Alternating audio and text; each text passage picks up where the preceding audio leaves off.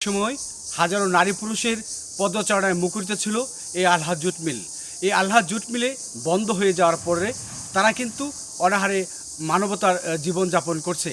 এই আলহাজ জুট মিলের সোনালী আঁশ দিয়ে তৈরি হতো, নারী পুরুষদের হাতে তৈরি হতো বিভিন্ন আসবাবপত্র, বিভিন্ন শৌখিনতার জিনিস।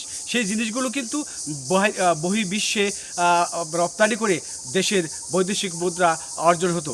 আপনাদের যে দেখায়, আমার পিছনে রয়েছে কারখানার প্রধান গেটটি রয়েছে, আর আমার এই পাশে রয়েছে এই যে কারখানার যে শ্রমিকরা ছিল, সেই শ্রমিকদের যে আবাসন ছিল, সেই আবাসন কিন্তু এই জায়গায় ছিল। এখন কিন্তু সেটি এখন আর নেই, এই অবস্থা এখন ভূতুরে অবস্থায় রয়েছে। আপনাদের যদি দেখাই যে এই পাশেই রয়েছে প্রশাসনিক ভবন। এই প্রশাসনিক ভবন থেকেই এই আলহাজ জুট মিলের কর্মকর্তাদের নিয়ন্ত্রণ করা হতো। এখন আমরা যদি আপনাদেরকে এই প্রধান মূল সড়কের মূল গেটের যে এই দৃশ্যটি এখন দেখাই, যে আপনাদেরকে দেখাচ্ছি, এখান দিয়ে কিন্তু হাজার হাজার নারী পুরুষ শ্রমিক কর্মচারী তারা কিন্তু এই প্রধান ফটকে প্রধান গেটে প্রবেশ করে তারা কিন্তু এখানে পরিচালনা করে আসছিল। এটি বন্ধ হয়ে যাওয়ার কারণে আপনাদেরকে আরেকটা জিনিস দেখায়, এই যে দেখেন, এই যে কারখানার যে চারপাশটি এখন কিন্তু ভূতুরে অবস্থা রয়েছে। এই ভূতুরে অবস্থা এখন কিন্তু কোনো মানুষের পদচারণা নেই। এখানে বিভিন্ন পশু পাখি এবং পোকামাকড়ের এই যে বাসা কিন্তু বেঁধেছে।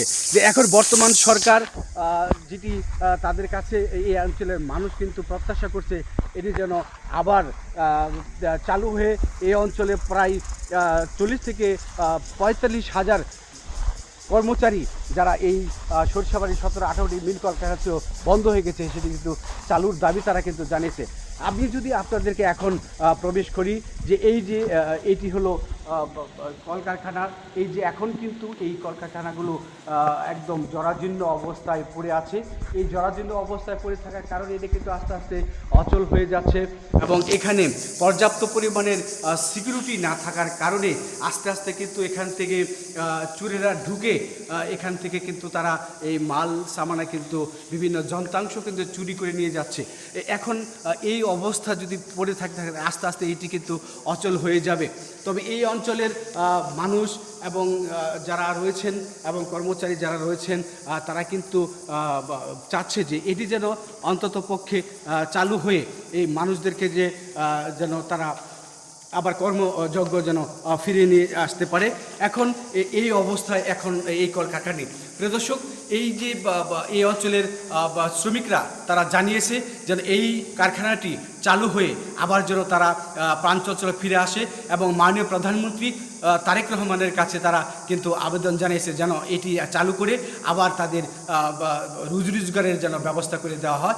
এই ছিল আমার কাছে সর্বশেষ খবর। ধন্যবাদ।